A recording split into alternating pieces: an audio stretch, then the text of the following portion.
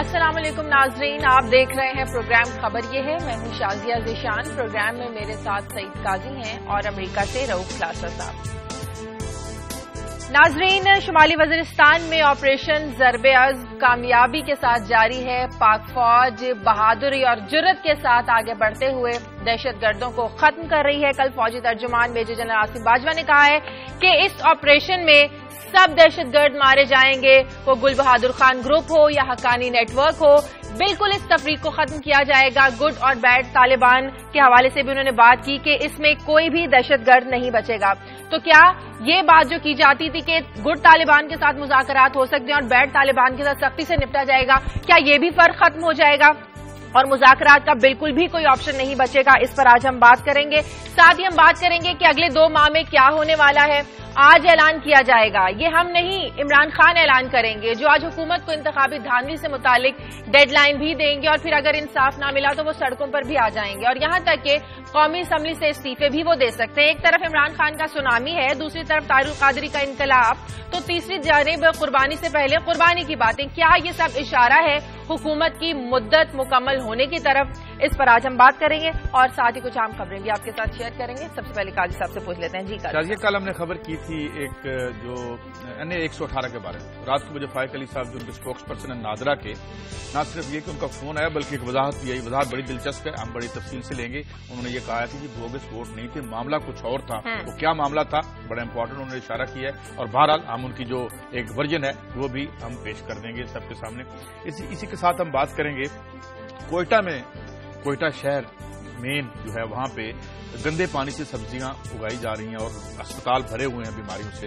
کتنے ٹن کچرا وہاں اکٹھا ہوتا ہے، کتنا وہیں پہ رہتا ہے، اور پھر اس گندے پانی سے 1000 ایکڑ پر جو سبزیاں اگائی جا رہی ہیں، اسپتال بھرے ہوئے ہیں، تو کیا کر رہی ہے وہاں کی حکومت؟ نیشنلسٹ کامریڈ ہمارے وہاں پہ آئے تھے تو اس پہ بات کریں گے۔ اور کل جو آپ نے اسٹوری کی تھی اس پہ CM صاحب نے ایکشن لے لیا اور یہ کہا ہے کہ جن لوگوں کے مکانات گرائے گئے ہیں اور بزنسز، ان کو پیمنٹ کی جائے۔ اسلم خان ہمارے ساتھ ہوں گے، اس پہ بھی ہم تھوڑی سی بات کریں گے۔ کلاسا صاحب سے پوچھ لیتے ہیں۔ جی کلاسا صاحب، کلاسر صاحب آواز آ رہی ہے؟ جی آواز آ رہی ہے آپ؟ جی جی، آج جو سٹوری کریں گے، کل میں نے جو ہمارے دنیا کے اخبار کے رپورٹر حسن رضا ہیں، میں نے کل ان کو فون کر کے ریکویسٹ کی تھی کہ ہمارے ہاں خبریں تو بنتی ہیں، کمیشن بھی بنتے ہیں، لیکن فالو اپس نہیں کیے جاتے۔ تو کل میں نے ان سے کہا تھا کہ ذرا آپ تشریف لے جائیں کہ جو ماڈل ٹاؤن ثانیہ کے حوالے سے جوڈیشل کمیشن بنایا گیا ہے، اب تک وہاں پہ کیا کاروائی ہوئی ہے، کون کون لوگ پیش ہوئے ہیں، کیا کیا بیانات وہاں پہ ریکارڈ کیے گئے ہیں، کون لوگ ہیں جو وہاں پہ آنے کے لیے تیار نہیں ہے، کس کو ایگزمپشن چاہیے، کس کو کیا خوف ہے، کون عوام کے وکلا کے ڈر سے عدالت میں آنے کو تیار نہیں ہے۔ تو وہ ایک اچھی خاصی کمپریہنسو رپورٹ بنائی ہے حسن رضا صاحب نے، تو آج ان کو فون پہ لیں گے، ان سے پوچھیں گے کہ کل کا جو دن انہوں نے گزارا ہے وہاں پہ ایز اے فالو اپ، وہاں پہ کمیشن میں کیا کچھ ہو رہا ہے اور کون کون لوگ اب تک پیش ہوئے ہیں اور کون پیش نہیں ہو رہے ہیں۔ ٹھیک ہے، لیکن کلاس صاحب سب سے پہلے ہم بات کر لیتے ہیں ہماری پاک فوج جو کامیابی سے آپریشن ضرب عضب جاری ہے، اور کل خاص طور پر کلاس صاحب جو بات کی گئی ہے کہ اس میں بالکل بھی تفریق نہیں کی جائے گی، گل بہادر خان گروپ ہو یا حقانی نیٹ ورک ہو، گڈ طالبان ہو یا بیڈ طالبان ہو۔ ہمیشہ بات کی جاتی تھی کہ گڈ طالبان سے مذاکرات ہو سکتے ہیں، یہ آپشن رکھا جاتا تھا۔ تو اس سٹیٹمنٹ کے بعد جو پاک فوج کے ترجمان نے کی ہے، آپ کو لگتا ہے کہ اب گڈ طالبان اور بیڈ طالبان میں تفریق بالکل ختم ہو جائے گی؟ جو ان سے مذاکرات کی بات کی جاتی تھی، آپشن نہیں بچے گا؟ شاید اگر میں کوئی بڑی بات نہیں کہہ رہا کہ سویپنگ اسٹیٹمنٹ نہ سمجھا جائے، تو میرا یہ خیال ہے کہ تقریباً 30-35 سال بعد جو پاکستانی اسٹیبلشمنٹ ہے وہ اپنی ایک نئی پالیسی بنا رہی ہے۔ جو پچھلی 35 سال پرانی ہماری اسٹریٹجی تھی اس کو ریورس کیا جا رہا ہے، جس کو ہم ہمیشہ سے ایک نام دیتے تھے، اسٹریٹجک ڈیپتھ کا دیتے تھے، جس کے تحت ہم سمجھتے تھے کہ پاکستان کے جو یہ نان اسٹیٹ ایکٹرز ہیں وہ افغانستان جائیں گے، وہ جنگیں لڑیں گے، ہم پیچھے بیٹھ کے ان کو ہم ہینڈل کریں گے، مانیٹر کریں گے، ہم اسلحہ دیں گے، توپیں دیں گے، ان کو اسٹریٹجی بنا دے کے ہم دیں گے اور وہ افغانستان میں ہماری جنگ لڑیں گے۔ یہ 30-35 سال تک یہ کام چلتا رہا ہے۔ افغانستان کے طالبان کو ہم اپنا ایسٹ سمجھتے رہے اور یہ کہتے تھے یہ تو گڈ طالبان ہے کیونکہ وہ وہاں پہ ان فورسز کے خلاف لڑ رہے ہیں جو پاکستان کے دشمن ہیں، چاہے وہ مسلمان فورسز تھی وہاں پہ، وہ ان کا نادرن الائنس تھا، ان کا مزار شریف کے شیعہ تھے یا دوسرے جتنے بھی مسلمان وہاں پہ ان کے سیکٹس ہیں ان سے لڑ رہے تھے، ہم ان کو اپنا ایسٹ سمجھتے رہے تھے۔ آج پہلی دفعہ یہ ہمیں لگ رہا ہے، جو مجھے یہ فیل ہو رہا ہے کہ جو جنرل باجوہ صاحب نے پریس کانفرنس کی ہے اس کے بعد پاکستان کی جو موجودہ قیادت ہے یہ اس نتیجے پر پہنچ گئی جو پوری دنیا بھی نہیں کہہ رہی تھی. میرا خیال ہے پاکستان کے اندر سے بھی بہت بڑا دباؤ آ رہا تھا کہ طالبان ہے. آپ اس تفریق کو ختم کر دیں جو افغانستان میں لڑ رہے ہیں, جو ہمارے ہاں رہتے ہیں, یہاں سے جاتے ہیں حملے کر کے واپس آ جاتے ہیں وہ تو ٹھیک ہے, جو وہاں سے آتے ہیں اور آ کے ہمارے اوپر حملے کرتے ہیں وہ خراب ہیں. سو جنرل باجوہ صاحب کا یہ بیان میرا خیال ہے پوری دنیا میں ایک ہیڈ لائن بنے گا. آج بھی میں یہ نیوز پیپرز کو دیکھ رہا, تمام اخبارات نے اس کو لیڈ کے طور پر لیا ہے, اور مجھے لگتا ہے کہ آنے والے دنوں میں جو ویسٹرن پریس ہے یا دوسرے جو ہمارا یہ عالمی میڈیا اس پہ فوکس کرے گا. It's a sea change. Pakistan کی پچھلے 35 سال کی ایک ملٹری اسٹریٹجی میں یہ بہت بڑی ایک چینج آ رہی ہے کہ پاکستان یہ کہہ رہا ہے کہ اب ہمارے نزدیک اچھا برا طالبان نہیں ہے, ہم دونوں کو ختم کریں گے. اور یقیناً اس کے بعد امریکہ ڈوم اور کا مطالبہ نہیں کرے گا. قاضی صاحب نہیں دیکھیں یہ تو بڑی پازیٹو بات ہے, اور یہ تو ہم پہلے دن سے کہہ رہے ہیں ہمارے نزدیک تو اچھے برے کی کوئی تفریق پہلے دن سے ہی نہیں تھی. ہم تو ان لوگوں میں شامل نہیں, ہمارے ہاں یہ باتیں کی جاتی تھی طالبان سے بات ہو سکتی ہے. میں فوج کی بات نہیں کر رہا, میں اپنے ان لوگوں کی بات کر رہا ہوں جو اس طرز فکر کے لوگ تھے. ہم تو پہلے دن سے مجاہدین ہی نہیں مانتے تھے ان کو, اب خواجہ آصف صاحب بھی نہیں مانتے. مگر سوال ایک اور ہے, ہمیں مشکلات کہاں آئیں گی؟ ہمیں مشکلات اس لیے آئیں گی کہ عالمی سطح پہ گڈ اور بیڈ کی ڈسٹنکشن ختم نہیں ہوئی. ہم عالمی طور پہ دیکھتے ہیں کہ جو سیریا میں بشار الاسد کو مارے ہیں وہ امریکہ کے لیے گڈ طالبان ہے, گڈ القاعدہ ہے, اور جو IS جو بنی ہے وہاں پہ اس کو سعودی عرب گڈ کہہ رہا ہے, اور وہ امریکہ کا اتحادی ہے. تو عالمی طور پر یہ جو دہشت گردی کی بساط, اس میں پہلی پازیٹو یہ میں بالکل کلاسرا صاحب سے بات کرتا ہوں, ان کی بات سے اتفاق کرتا ہوں کہ یہ ایک بہت بڑی بات ہے. اور یہاں کا جو پروگریسو طبقہ تھا, جو روشن خیال لوگ تھے, جو اس ملک کے ہمدرد تھے, اس ملک کے عوام کے ہمدرد تھے, وہ پہلے دن سے یہی بات کرتے تھے. اچھا اب ہماری فوج اور اسٹیبلشمنٹ اس پہ آ گئی, مگر اسے بڑی عالمی طور پہ بڑی ریزسٹنس آئے گی اس کو. اس کی وجہ یہ ہے کہ یہی خود ہیں جو طالبان کا دفتر جا کے کھلواتے ہیں ادھر, اور اگلے دن انٹرویو کیا ہے اس نے برکھا دت نے, اس کا جو ہلری کلنٹن ہے, اور اس سے یہ بڑے ٹپتے ہوئے سوال کیے ہیں کہ آپ ان کا دفتر بھی کھلواتے ہیں, آپ ان کو ایڈ بھی دیتے ہیں, آپ مڈل ایسٹ میں آپ کے بھی گڈ طالبان اور بیڈ طالبان ہے. ان کی اس پالیسی کی وجہ سے ہماری زندگی اجیرن تھی, اور آصم باجوہ صاحب اگر یہ پالیسی آ گئی ہے تو ممکن ہے ان آبادیوں کی نجات ہو جائے. مجھے بریک لینے دیں ناظرین, بریک کے بعد واپس آتے ہیں.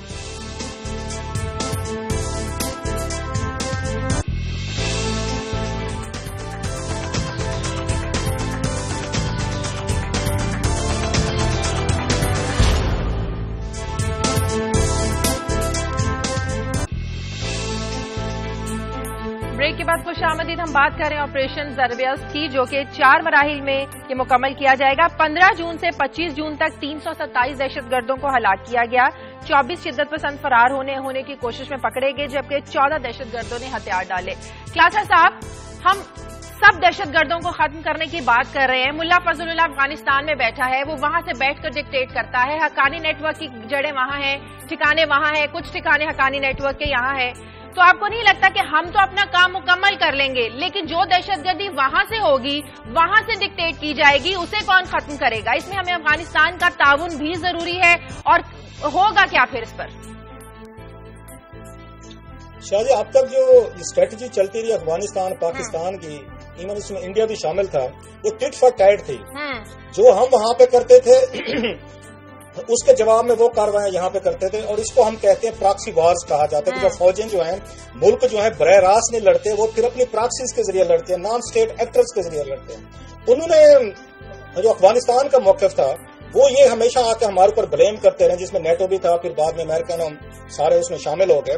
ان کا یہ کہنا تھا کہ آپ کے ہاں جو ہے حقانی نیٹ ورک آپ نے رکھا ہو, جو نارتھ وزیرستان میں بیسڈ ہیں, آپ ان کو اسلحہ دیتے ہیں, پیسے دیتے ہیں, ٹریننگ دیتے ہیں, ان کو پناہ دیتے ہیں, وہ آتے ہیں یہاں سے حملے کرنے کے بعد وہ فرار ہو کے واپس چلے جاتے ہیں, آپ ان کو پروٹیکٹ کرتے ہیں.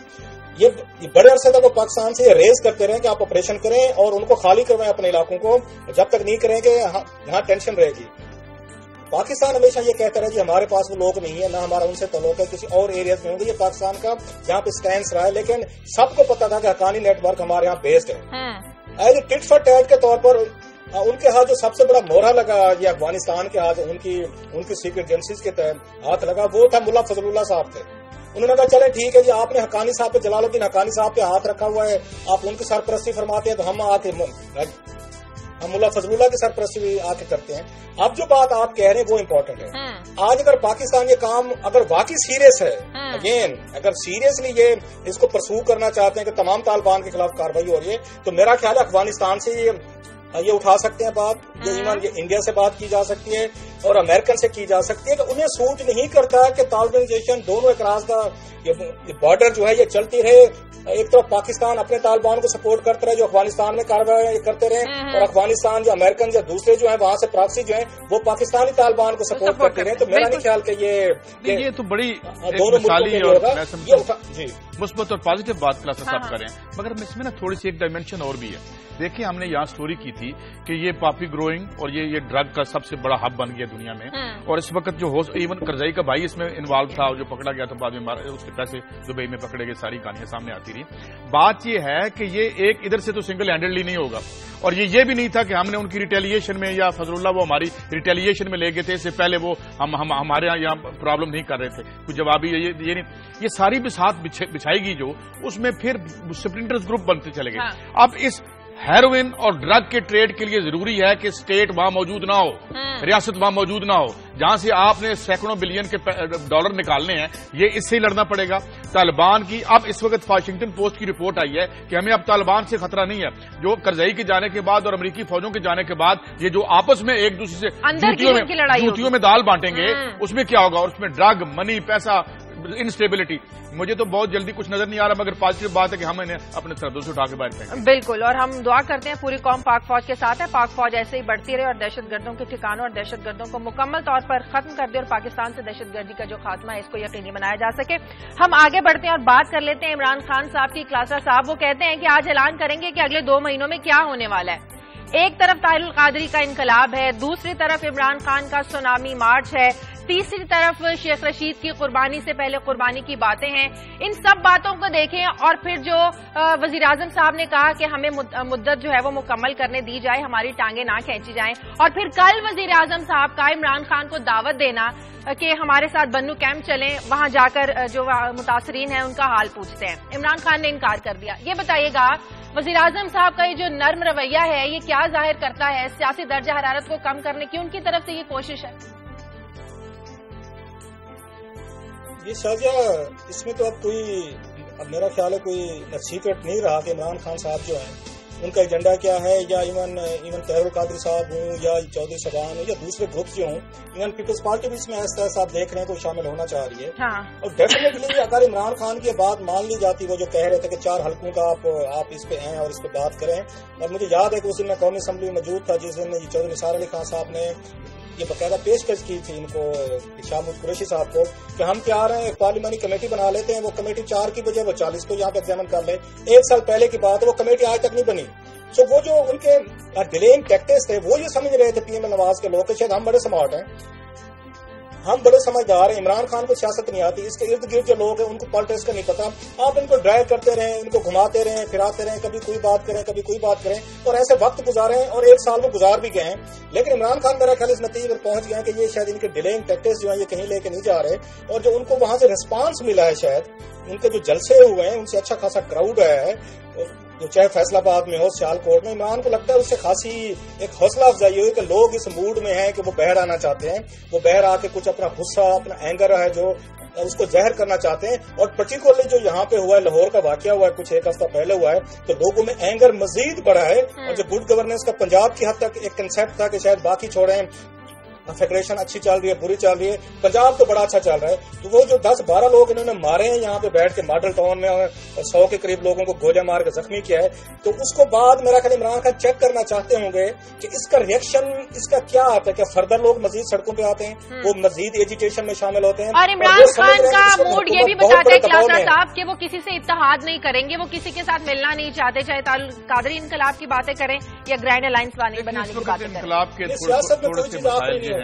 کہ ایک تو بات یہ کہ یہ جو ہے نا ہومیوپیتھک انقلاب کی جو باتیں کر رہے ہیں عمران خان صاحب، اب بات یہ ہے کہ انقلاب ہو یا عوام کی فلاح کے شاندار منصوبے ہوں، جب تک یہ انقلاب یا یہ اخباروں کی سرخیوں اور ٹی وی کی اسکرینوں سے اتر کے اسٹریٹ میں نہیں آتے، یہ ایک بے معنی بات. دیکھیں لل کے پیریڈ میں as far as the people of Pakistan اور جو لوگوں کا جہاں تک عوام کا تعلق ہے تو وہ تو یہ میں 1.5-2 لاکھ اس جلسے کو جلوس کو میں کچھ نہیں سمجھتا. آبادی 20 کروڑ ہو چکی ہے اس ملک کی. اچھا اب بات یہ ہے کہ ان کا لل ہے, خاموشی ہے, اور اوپر پاور گیم میں پاور سٹرگل ہو رہی ہے جس میں زیادہ تر جو پلیئرز ہیں وہ اسٹیبلشمنٹ کی طرف دیکھ رہے ہیں, اور میں ان کو بلبلے کہہ رہا ہوں. ابھی عوامی لہر نہیں اٹھی, جب عوامی لہر اٹھے گی تو وہ ٹی وی کی سکرینوں سے چھپے گی نہیں. یہ جو پھر یہ جو ہے نا غیر مضر قسم کے انقلابات, یہ ان کی گفتگو بھی ختم ہو جائے گی, اور تبدیلی, کیونکہ یہ احساس موجود ہے جو باہر اپوزیشن میں لوگ بیٹھیں گے, لوگ تنگ ہیں, تو ان تنگ لوگ بھائی کسی طریقے سے ہمارے پیچھے آ جائیں. وہ کہتے ہیں یار ہم آپ کے پیچھے تو آ جائیں اور آپ کے پیچھے چلنا بھی شروع کر دیں, پھر ایسے ہی نہ ہو جس طرح لاسٹ ٹائم ہم چلے تھے تو ہم کھائی میں گر گئے تھے. تو وہ بھی دیکھ رہے ہیں کہ کون منظر پہ ایسی کوئی شخصیت ابھر کے آئے کہ جس کے پیچھے وہ بھی چلیں, کیونکہ جتنے دھوکے اس ملک کے عوام کے ساتھ ہوئے ہیں. اب وہ میں معافی چاہتا ہوں, وہ ممکن ہے شیخ رشید صاحب کے انقلاب کے پیچھے نہ چلیں. ابھی وہ قادری صاحب کو بھی بڑا ریلیکٹنٹلی دیکھ رہے ہیں, اور جو پیپلز پارٹی ہے اس نے ویسے انقلاب کی آخری رسومات اپنے تئیں ادا کر دی ہیں. انہوں نے وہ ایک کارپوریشن بن گئی, جو بھی نہ میری رائے غلط ہو سکتی ہے. تو ابھی میرے خیال میں اوپر ایک یہ لڑائی ہے, معیشت بری طرح زبوں حال ہے, بے شمار پیسے چاہیے. ابھی 500 ارب روپے کی ہم نے بات کی کہ وہ یہ اب کون دے گا, ہو ول فٹ دی بل. کلاسر صاحب سوال پھر وہی سال پہلے آ گیا کہ اب 98 ارب روپیہ 90 بلین آپ کو چاہیے ان کو دینے کے لیے. یہ جو اب لائن لاسز ہیں 500, 450, 5 ارب کا, وہ اب یہ پیسے کون دے گا؟ ابھی یہ ٹیکسز کی بات ہو رہی ہے. لاہور میں مجھے کل لوگوں نے رابطہ کیا کہ جی پراپرٹی پہ انہوں نے جو ٹرانسفر فیس ہے وہ 5 سے 35 ہزار کر دی ہے. اور ابھی میں ایک اور خبر دیکھ رہا تھا کہ یہ جو انڈر انوائسنگ سے ہم دبئی سے مال منگاتے ہیں 150 ارب روپے کا ٹیکس کا نقصان ہوتا ہے. تو جب آپ عام آدمی پہ ٹیکسیشن لگاتے ہیں انڈائریکٹلی تو اس سے بدعنوانی بڑھتی ہے, پیسے کم حاصل ہوتے ہیں. تو یہ ایشوز ہیں, ان ایشوز کو کوئی ایڈریس کرنے کے لیے تیار نہیں. صاحب پچھلے 1 سال کی کارکردگی دیکھیں موجودہ حکومت کی, تو جو اس سال کے 6 مہینے رہ گئے ہیں, آپ کے خیال میں اس حکومت کے لیے کتنے اہم ہیں؟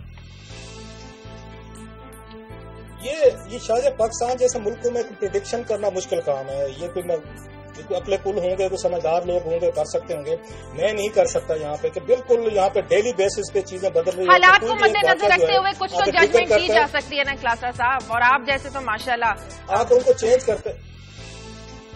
حالات اوور نائٹ چینج ہو سکتے ہیں, اور پرٹیکولر جو مجھے خطرہ لگ رہا ہے ایک ہی سپورٹ ہے جو اس وقت ملی ہوئی ہے. جیسے کبھی وہ زرداری صاحب کے پاس ایک ہی سپورٹ تھی, نواز شریف صاحب کی تھی. آج نواز شریف صاحب کے ساتھ اگر کوئی پارٹی کو لگ رہا ہے کہ ان کے ساتھ کھڑی ہوئی ہے, ابھی میدان جنگ میں وہ شامل نہیں ہوئی, وہ پیپلز پارٹی ہے. اب دیکھنا یہ ہے کہ پیپلز پارٹی کن بنیادوں پہ وہ ڈیل کرتی ہے, وہ کیا پرائس مانگتی ہے. وہ زرداری صاحب پہ کیسز چل رہے ہیں, وہ جو گیلانی صاحب پہ چل رہے ہیں, راجہ پرویز صاحب پہ ہیں, امین فہیم پہ ہیں, اور ان کے سوئس کے ایک جو دوبارہ انہوں نے لیٹر لکھنے کی کوشش کی تھی, وہ اپنی میرا خیال ہے ڈیل کریں گے. پرائس اگر مناسب مل گئی تو وہ پیپلز پارٹی بیٹھی رہے گی سائڈ پہ. ہاں اگر کسی کی اسٹیج پہ پیپلز پارٹی نے اس گروپ کو جوائن کرنے کی کوشش کی, جو مجھے مشکل لگ رہا ہے, وقتی طور پر مجھے مشکل لگ رہا ہے, اس کی ریزن یہ کہ پیپلز پارٹی کے پاس ایک بڑا صوبہ ہے اور 500 بلین روپیز ان کو NFC سے مل رہا ہے. وہ کھانے پینے کے لیے بڑا مال ہے ان کے پاس, بڑا پیسہ ہے, بڑا مال ہے. 500 روپیہ جتنا کھانا ہے کھائیں اور مزے کریں, سندھ میں جو کچھ اندرون میں وہ ہوتا رہے. اس لیے وہ اتنے جلدی میرا خیال ہے پیپلز پارٹی نہیں چاہے گی کہ اس کو ریپ اپ کیا جائے. اور وہ عمران خان جب یہ طاہر القادری یا ان کے ساتھ کھڑے ہو کے, میں نہیں سمجھتا کہ جب تک پیپلز پارٹی اس میں شامل نہیں ہوگی تو شاید کوئی بہت بڑی کامیابی مل سکے گی. اس لیے دیکھنا یہ ہوگا کہ پیپلز پارٹی اس موقع اپنے کارڈ جو ہیں وہ کیسے پلے کرتی ہے.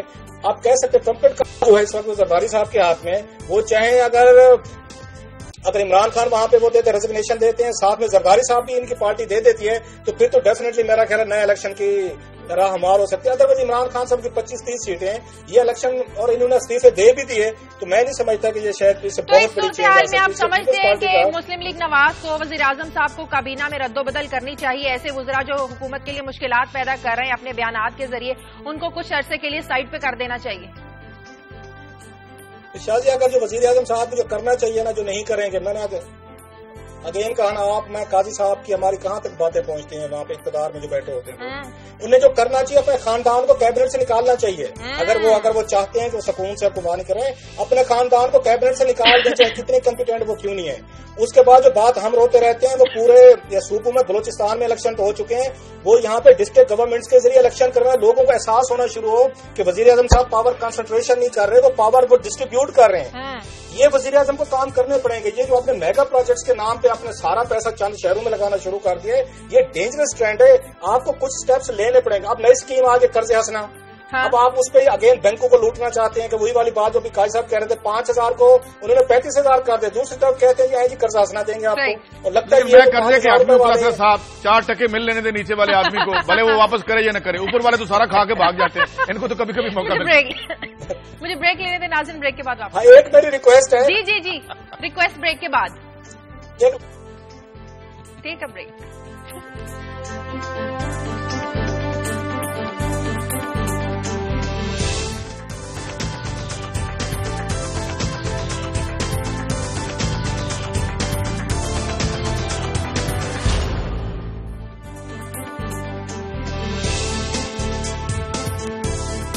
بریک کے بعد خوش آمدید. سب سے پہلے کلاسر صاحب کی ریکویسٹ پوچھ لیتے ہیں, وہ کچھ ریکویسٹ کرنا چاہ رہے تھے بریک سے پہلے. جی کلاسر صاحب کیا ریکویسٹ کر رہے تھے آپ؟ شاہ جی میں کہہ رہا تھا کہ آلریڈی آپ کو یاد ہوگا ہم نے سٹوری کی ہوئی ہے قرض حسنہ کے حوالے سے.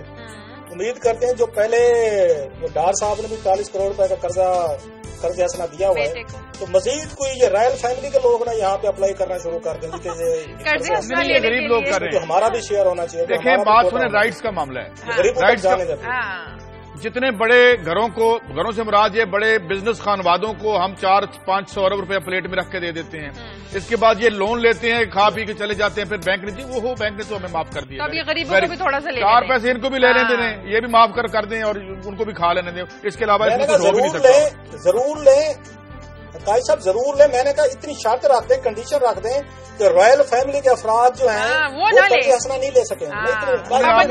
جیسے اس کے لیے پھر آپ کو ہومیوپیتھک انقلاب کی بجائے کوئی ایلوپیتھک انقلاب کرنا پڑے گا. آگے بڑھتے ہیں. کلاسر صاحب میں نے کل چوری کی تھی اور آپ کے دوست ہیں فائق علی صاحب کا مجھے فون بھی آیا, اسپوکس پرسن ہے نادرا کے, انہوں نے کچھ وضاحت کیا.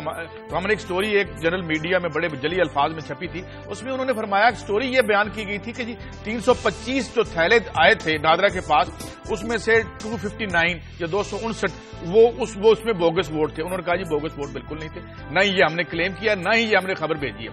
مگر جو خبر انہوں نے ہمیں بتائی ہے وہ میرے خیال ہے شاید اس خبر سے بھی زیادہ اہم ہے.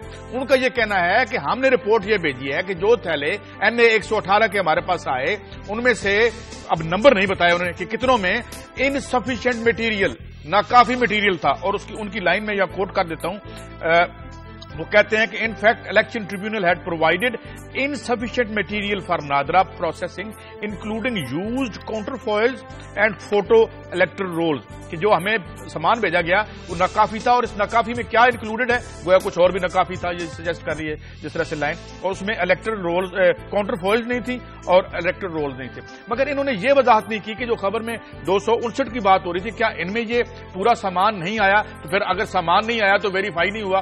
تو اب یہ رپورٹ چلی گئی ہے بقول نادرا کے الیکشن ٹریبیونل کے پاس. اب یہ ان کی ثوابدید ہے وہ بتائیں, اور وہ اپنے سٹاف سے پوچھیں کہ جب ان کے پاس یہ آئے تھے تو کیا انکمپلیٹ اور انسفیشینٹ مواد تھا, یا یہ مواد کہاں پہ تبدیل ہوا, کیونکہ ہم نے تو دونوں اطراف کی ہم نے یہ پیش کر دی جو تھی, اور ہم چاہتے ہیں دودھ کا دودھ اور پانی کا پانی ہو جائے.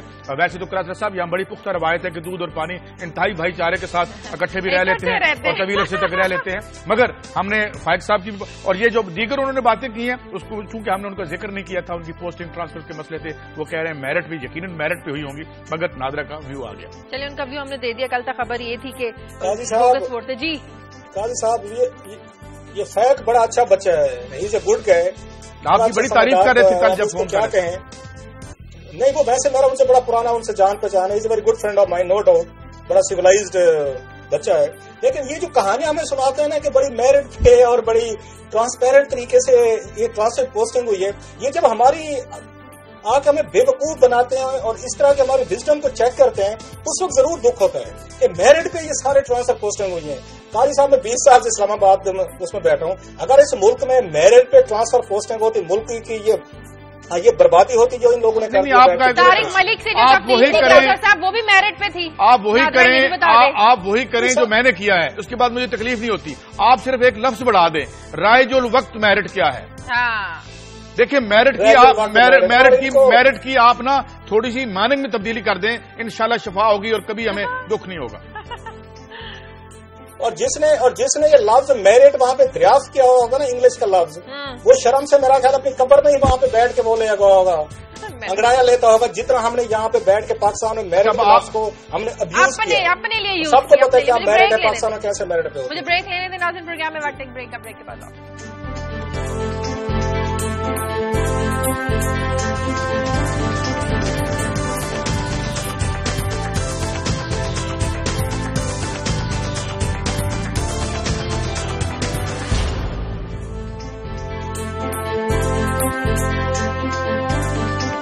खुशामदीद। सानिया है मॉडल टाउन पर कायम किया जाने वाला अदालती कमीशन, तो क्या ये अदालती कमीशन जो है ये बड़े लोगों के खिलाफ सबूतों को इकट्ठा कर पाएगा और क्या वाकई क्लासा साहब इसमें जिम्मेदारों का तयन हो सकेगा? पहले मैं आपसे बात कर लूं, उसके बाद भी हसन रजा से भी इसकी डिटेल लेते हैं।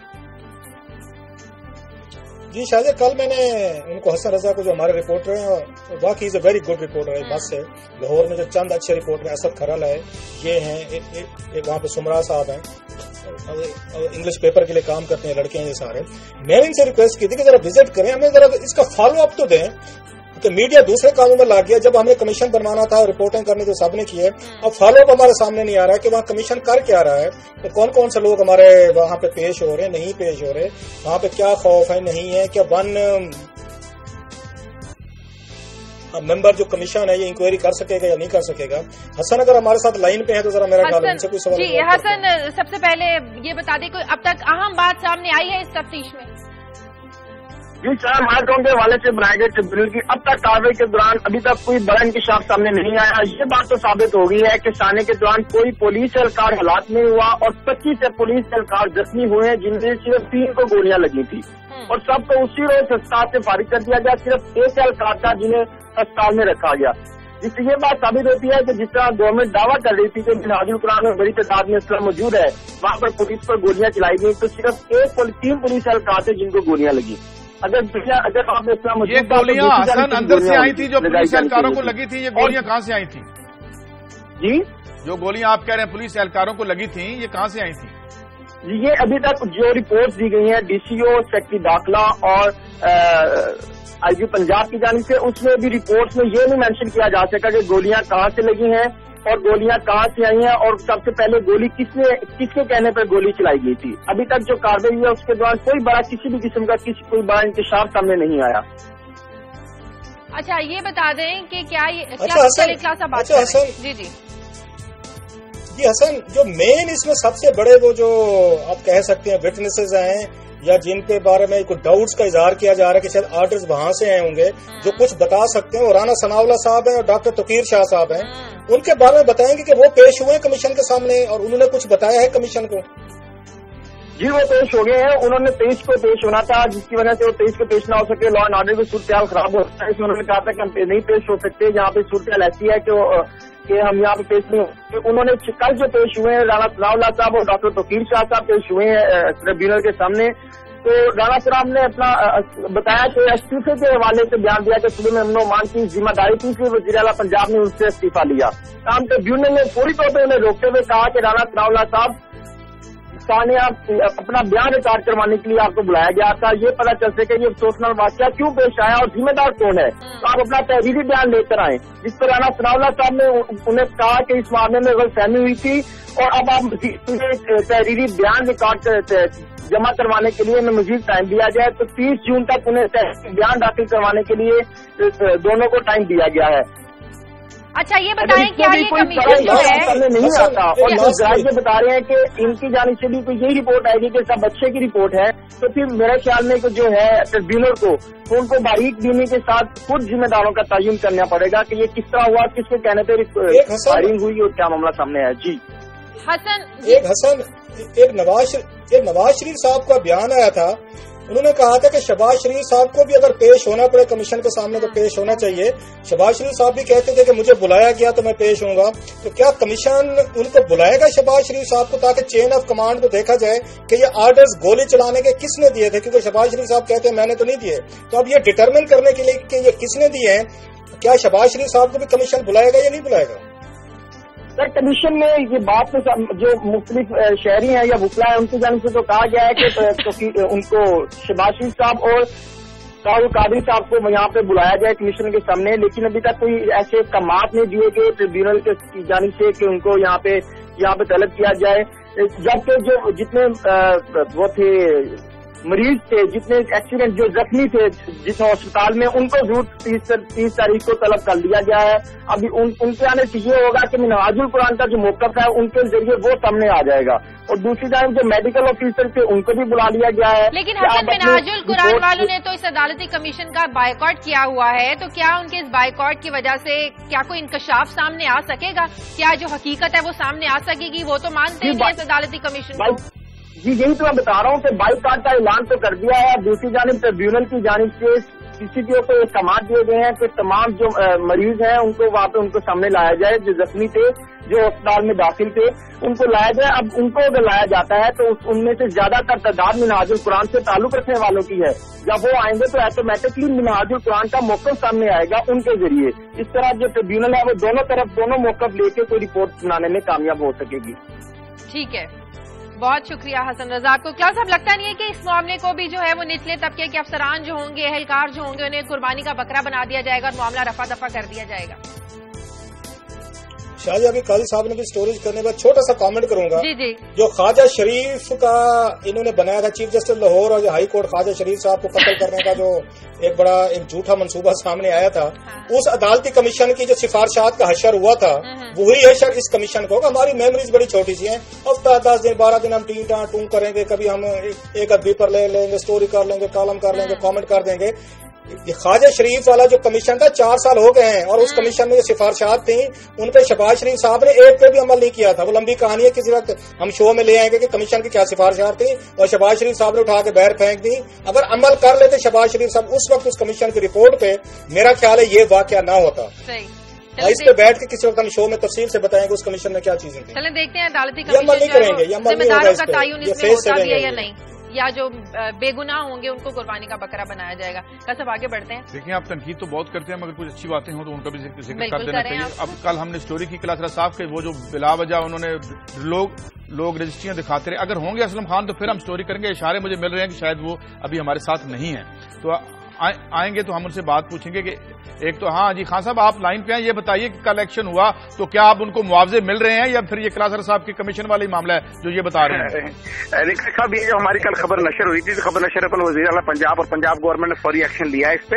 انہوں نے جو ہے نا کمشنر اور DC کو واضح طور ہدایت دی ہے کہ یہاں پر جو بھی جتنا گھر گرائے گئے ہیں مالکان کے دکانیں اور جو TMA کی ملکیت تھی ان کو بھی معاوضہ دیا جائے گا، اور جن کا مکان اب گرائے ان کو معاوضہ دیا جائے گا، اور جن کو جو دکاندار جو بیٹھے ہوئے تھے TMA کی جگہ میں ان کو تو جو 30 سال سے بیٹھے ہوئے تھے ان کو بھی جو ہے نا اکوموڈیٹ کیا جائے گا. دوسری خبر ہماری یہ تھی کہ ہماری جو ہے نا قصور نے 27 ستمبر 2013 کو ایک لاری اڈا خالی کروایا تھا. وہاں پر 66 کنال اراضی تھی، جس میں سے 66 کنال اراضی میں سے 40 کنال اراضی پر لوگوں نے قبضہ کر لیا ہے.